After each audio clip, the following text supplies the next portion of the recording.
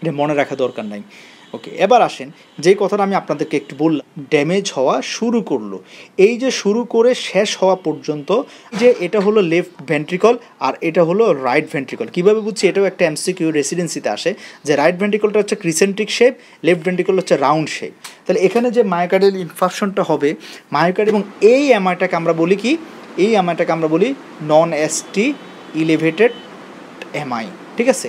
তারপরে এটা আস্তে আস্তে যখন ট্রান্সমুরাল হয়ে যাচ্ছে, ট্রান্সলজিক্যাল কিউ পাবেন, হ্যাঁ, এই ফিচারগুলো আস্তে আস্তে আসতে শুরু করবে। এখন দেখেন, প্রথমে এটা হলো, আরও 4 ঘন্টা পরে ইনফার্ক্টেড এরিয়া আর একটু বড়ো হলো, হ্যাঁ, from the onset of symptom to 12 hours. এই সময়ের পেশেন্টের কিন্তু হোল থিকনেস এমআই হতে পারে নাই, এতটুকু ড্যামেজ হলো। এরপরে আমি যখন ব্লাড সাপ্লাই